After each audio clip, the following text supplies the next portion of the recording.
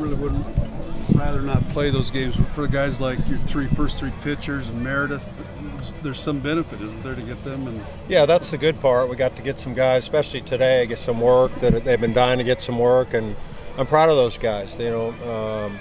With Coach Stiles' tutelage and their conscientiousness of cleaning up some of the inefficiencies that they had, not just physical but mental, and their tempo and holding the running game and some of the little things that we demand out of our pitchers to get to pitch a lot.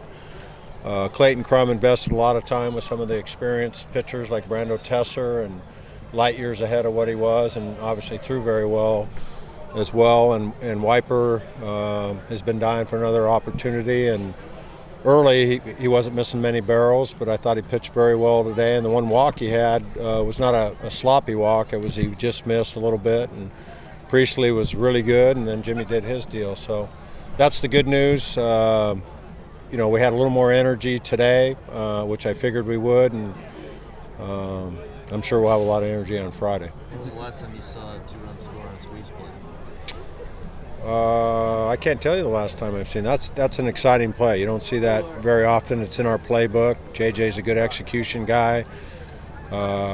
It's no mystery that we're not crushing the ball right now, and I was a little surprised that Catalano didn't try to first and third, nobody out, that there's an option there to either safety or suicide, and Waz let him hit away, and that didn't work out so well. But yeah, anytime you see a double squeeze, that's an exciting play. George, you really, last couple of weeks haven't really shied away. Obviously the ramifications coming up this weekend are huge. You guys haven't shied away from that. Well, what's going on this weekend? It's here now. I mean, is it kind of exciting? You can actually embrace it fully, and I mean, you guys know what's on the line. Yeah, and I hope this place is rocking and rolling, and one of the, I guess, visions from Pat Kilkenny and Dave Frohnmeyer bringing baseball back is that one of the state of Oregon would be electric with two very good baseball teams going toe to toe, and it's why our athletes come here. It's why I came up here to maybe get to the level of what Coach KEZI and his program has. We had that down where I was, but this is a different challenge, and we've had a heck of a year, and we're about ready to find out if we're worthy of competing with them. And I know my guys and my staff and I have been looking forward to competing with them in the Pac12 race more so than outside of conference. Not because it's going to be easy, but because they're very good, and it's the ultimate challenge. What will you tell your guys over the next 48 hours? I mean, you guys aren't shying away from talking about the moment, but what will you tell them in preparation? We'll just try to, like anybody else, whether we play a great program like Oregon State or a less than great program, a borderline crummy program, let's say. I'm not saying that's Gonzaga or anybody else, but it's about us, and it's about our preparation, and it's about baseball. And the stakes go up because when the opposition plays baseball awfully well and pitches awfully well, you better be on it, because you figure you're only going to get a few shots off of Oregon State's starting pitching and the depth of their bullpen. And it could come down to a squeeze or a double squeeze or something like that for us to be thinking that we're just going to hit balls in the alley off them. Unrealistic. I hope a couple of those happen, but we're going to have to be on our game on the mound. We're going to have to be on our game in the batter's box, and we're going to hopefully handle our end of the business. And it always comes down to throwing strikes, putting the ball in play, and playing catch. But like I said, it's just harder to do when you're playing somebody that's really good at what they do. How much does last year's Civil War come into play this year? I know maybe not as much for you guys, but some of the older guys on the team. Different team, different year. We talk about it in the media, and they certainly were ready for us last year because of what happened the year before, but it really stands on its own merit. Regardless of, maybe the last couple times we went toe-to-toe, it was a 2 out of 3 deal, and it didn't mean the league championship.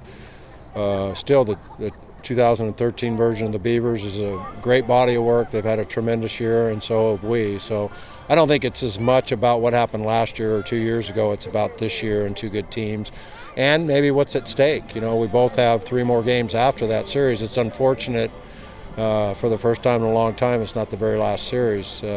But on paper, you think whoever gets that series has a heck of a chance to be the conference champion. So there's a lot at stake, but it's not revenge. It's not the rivalry and the bitterness and the Civil War. It's, for me anyway, I don't know what they think, but it's more about the respect that we have of them and being a good baseball team. Is that what you'll preach to your guys, or are you worried that your guys might be thinking more of revenge? You know, in this kind of a series, you don't have to say much. It's more like, hey, do what we do. You know, just like I've had the opportunity to be on buses that roll into Rosenblatt, or not Ameritrade so far, but it's more about controlling the emotions. They're going to be competing their rear ends off. They're going to be, you know, this place will have a lot of energy, and certainly a little bit easier playing in your home confines than going into Corvallis with as much at stake last year. And you feel more comfortable, I guess would be the best way to say it.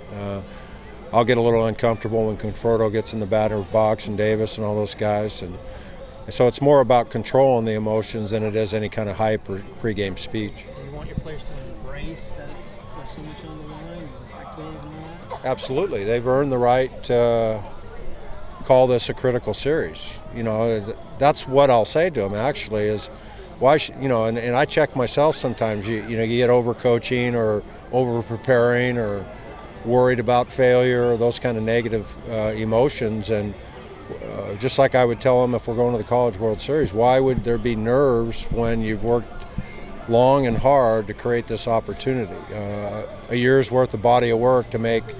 You look at the Beavers series, and that's a big one because you know they're very good and they're probably in contention each and every year, and you know when you're playing them. And now you hope that you've done enough all year long to make it a critical series, and we have. So why should there be nerves or negative energy? And it should be oh boy instead of oh no.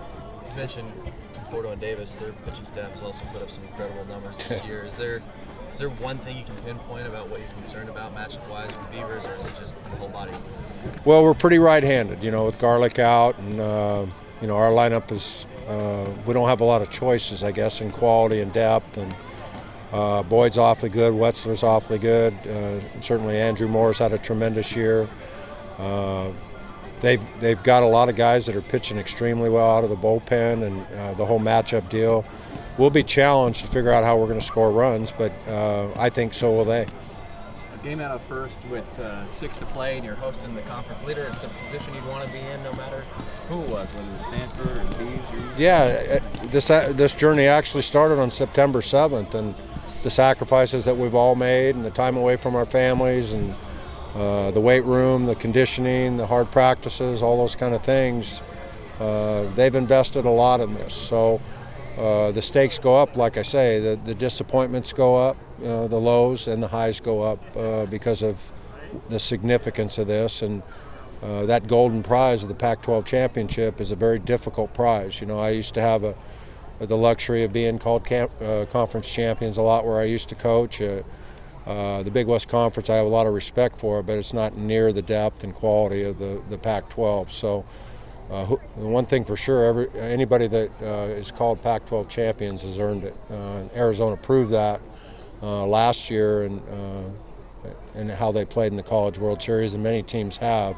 If you can get through the rigors of the Pac-12, call yourself champion, in my mind, you're one of the favorites to win the College World Series because of the depth and quality of our conference. George, coming from this series, what kind of adjustments are you going to preach to your guys heading into this weekend? The last 2 weekends, or last 5 games actually, we've been a little out of character in putting the ball in play. The other team doesn't have a chance to make a mistake, an error, when you strike out. It's hard to square up Oregon State-like pitching. Heck, their body of work, I think their team ERA is a little over 2 or something crazy like that. So it's going to be probably the small quality at bat that's going to play a big part in the success. Moving runners, maybe some lucky hits like we saw today, little bloopers, and maybe a bunt here and a bunt there. And so that's what I was talking about, that we better be on top of it and be in a battle mode. For us to look for our pitch right down the heart of the plate, it's not going to happen very frequently. So we're going to have to be on top of it and certainly not give them anything. When you play good teams, you hope to only give them 3 outs every single inning. I'm not telling you anything revolutionary, but that's the part of playing catch and throwing strikes and not giving the likes of the guys with gaudy numbers in their batting order, the Smiths, the Confortos, the Davises, too much credit and throw strikes to those kids as well. You think coming along like you wanted to? I think so. He hadn't done anything for 2 days, so we'll probably let him take some swings tomorrow, and I think he's going to be good to go for Friday.